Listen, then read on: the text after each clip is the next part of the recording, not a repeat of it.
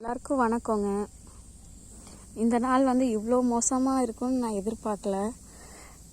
ஏன்னா நம்மளோட தோட்டத்தில் வந்து பக்கத்து காட்டுக்காரங்களோட மாடு வந்து மேய்ஞ்சிட்டு போயிடுதுங்க. அது கொஞ்சமாக இருந்தால் தேவையில்லை. ஒரு ஏக்கரால் வந்து கிட்டத்தட்ட 700-800 நாற்று வைக்கிறோம் அப்படின்னா அதில் ஒரு 200 நாற்று காணோம்.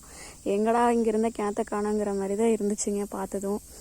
அது இதாவது கொஞ்சம் கொஞ்சம் எல்லாம் கடிச்சு விட்டு போயிருக்குங்க. கண்ணாக இருந்தால் கூட வாழை கண்ணு போட்டிருந்தேன்னா கூட அப்படியே எல்லாம் வந்துடுங்க. இது நாற்று வாங்கி வச்சதுங்க, செவ்வாழை நாற்று. இங்கே பாருங்கள், இப்படி தான் பூரா அரைப்பாதியாக கடிச்சு விட்ருக்கு. இன்னும் இடையிலலாம் ஒரு நாற்று எங்கேயுமே தேடிலிங்க, தேடி கண்டுபிடிச்சா கூட எடுக்க முடியாதாட்டிருக்கு. அந்த மாதிரி தான் இருக்குது. இப்போ தான் ஸ்டார்டிங்கில் இப்படி இருந்து அப்படியே போய் இங்கே பாருங்கள், இங்கெல்லாம் அப்படி அப்படியே கடிச்சிட்டு போயிருக்கு.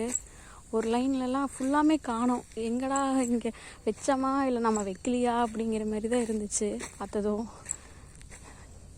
இது வச்சு ஒரு 45 நாள் இருக்குங்க. இதுக்கு உரம் களை வெட்டினது அப்படி இப்படின்னு பார்த்தா நம்ம செஞ்ச வேலை ஜாஸ்தி. அங்கே பாருங்கள், அதிலலாம் ஜூம் பண்ணி காமிக்கிறாங்க பாருங்கள். இங்கெல்லாம் ஒரு 2-3 நாற்றெல்லாம் காணோம். இந்த லைனை முக்கால்வாசி காணோம்.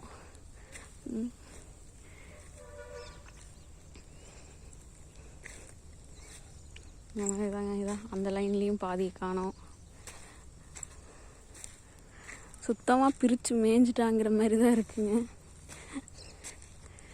நீங்கள் கேட்கலாம், எப்படி மாடு தான் சாப்பிட்டதுன்னு சொல்கிறீங்கன்னு.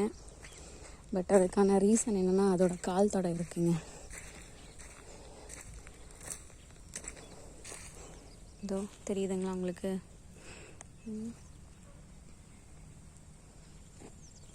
இங்கே பாருங்கள், இந்த இடத்துல ஒரு நாற்றையே காணோம். இது இங்கே ஒன்று இருக்குங்களா? இதோ இந்த லாஸ்ட்டில் ஒன்று இருக்குது. இடையில எங்கடா இங்கே இந்த நாற்றை காணோம். அதே மாதிரி தாங்க இந்த லைனில் மொத்தத்தையும் காணுங்க பாருங்க.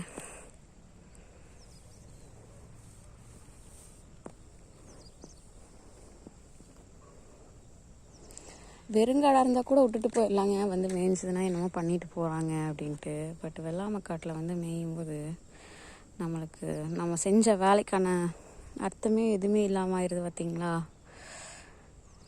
ரொம்ப கஷ்டமாக இருக்குங்க. அதெல்லாம் ஒன்றையுமே காணும் பாருங்க. இப்போ தான் அழகாக அப்படியே ஒரு 4 இலை வந்துருந்துச்சிங்க. அந்த இதை பாருங்கள் எவ்வளோ அழகாக இருக்குன்னு.